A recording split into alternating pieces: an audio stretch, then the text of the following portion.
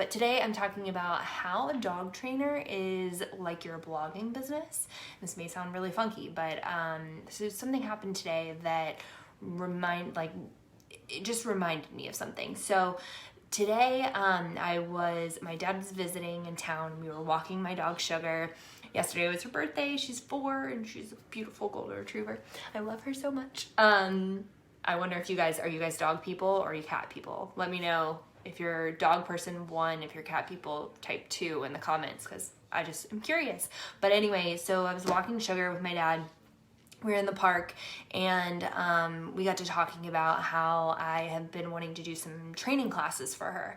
And it's not because I want to do these training classes for her because she's a good dog. She already is a really good dog, but I want her to be a great dog. And she is a good dog, especially when it comes to me. She'll listen to me, but she gets really excited when other people come over, and she gets all bouncy, and she weighs like 80 pounds. So like a bouncy 80-pound golden retriever is not the best thing. It's just all over the place. And then some people are scared of dogs, and so I don't want her to hurt anyone. She is just really big, and sometimes she just like crawls all over people. And so those are some things that I really want to work with a dog trainer about, to get her to be going from a good dog to a great dog, and a dog that is very easily manageable, especially in a city in tight quarters. I really need to have her like mind her P's and Q's. So it's kind of like this reminded me so much of being a blogger, because you're always trying to go from good to great, to improve yourself, to improve your business, to do things that better you and your business. So you take time to look at different resources. What can you do to make yourself level up, to get to the next levels, to be better at something that you're not as good at right now that you want to improve in your business. That could be something like maybe you want help with how you organize all the content photography that you have, and you want to be better at that. Or maybe you want somebody to help you with SEO strategies, so you want to be better at that. So this reminded me of, I've been spending all this time doing research for a dog trainer and dog training classes. Well, there's all sorts of iterations of that. You can go to Petco and do classes, like 6 classes for $129, and it's a group class. I don't really know exactly what they teach, but I've heard good things about it. So there's a group setting that you can do for pretty inexpensive, and then it goes all the way up to having somebody come to your house, or doing like a board and train, where you send your dog off to do like a 2-week board and train, and then they come back to you and they're supposed to be like super well trained after that. So there are all these different, like, you spend a lot of time doing the research to figure out what you want to do to make yourself better, to make your dog better, to make your business better.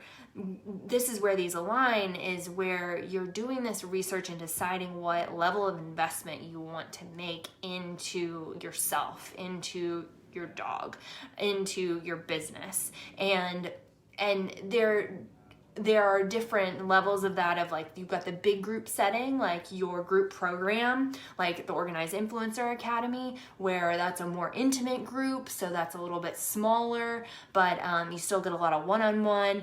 And then you have like your one-on-one consulting and coaching, those kind of things. So it just really reminded me of that sometimes you're at different points in your journey, and different things make sense for you. Like for us, it may make sense that we just skip the group training classes for Sugar, and we just have somebody come to the house and work on the specific things that we really want her to fix right away. And we're going to be the ones who are getting fixed on the things that we're probably doing wrong to not curb her excitement. So this may be a situation where we like hop ahead and go work with a dog trainer one-on-one, bring them into the house and make that investment, because we know exactly what we want, and we want to just skip all the extra stuff and make sure that we, not even extra stuff, but just really get to the hand-holding, one-on-one intense training. But then there are other times where maybe that doesn't necessarily make sense. So that just I hope that, I just wanted to speak to that, because I know that everybody is at a different point in their journey with their blog, and sometimes, you know, that starts with like downloading as much free stuff from Pinterest as you can possibly find, and then you kind of move into doing some free Facebook groups like this, and then you kind of move into doing programs where you're following a step-by-step, but you're really laying that foundation down.